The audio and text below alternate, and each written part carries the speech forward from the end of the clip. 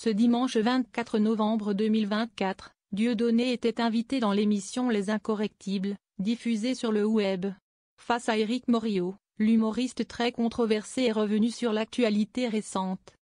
S'il indique ne pas avoir de télévision et la radio, l'ancien ami d'Elysée Moon a par la suite étrillé certaines stars du PAF. Pour moi, c'est le pire, Arthur, NDR, parce qu'il est vraiment mauvais, parce qu'il a voulu être humoriste. Ils confondent parce qu'ils passent à la télévision et qu'ils sont subventionnés par des gens très riches. Mais dès qu'ils essayent d'aller sur une scène, ils sont mauvais, lance-t-il, sans mettre de pincettes. Dieudonné étrille Arthur et Cyril Hanouna. Après Arthur, c'est au tour de Cyril Hanouna de recevoir un tacle de la part de Dieudonné. Hanouna est un peu meilleur en tant qu'humoriste, enfin c'est extrêmement laborieux. Je suis moins sévère avec Hanouna parce qu'il a quand même plus de talent, enfin entre guillemets parce que c'est quand même très bas mais il est quand même meilleur qu'Arthur. Puis, il y a aussi Christophe de Chavannes qui se prend une remarque très acide. On m'a envoyé des vidéos où il parlait de moi et de mon pardon, il avait dit. C'est un peu facile. Je l'ai redécouvert et il a vieilli, comme moi. Peut-être que c'est trop facile mais ça ne doit pas être facile d'être à sa place.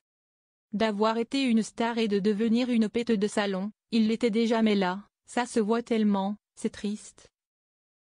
A-t-il lancé au sujet du rôle de Christophe de Chavannes dans quelle époque? Mais quand je dis pute de salon, j'ai rien contre les pétés, chacun fait ce qu'il peut.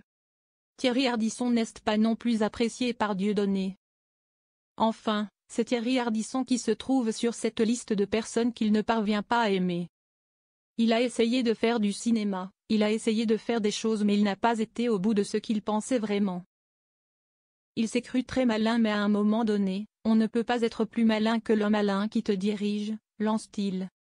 Dieudonné ne prend pas des pincettes, il aurait pu essayer de se développer bien avant les autres sur Internet, faire une chaîne.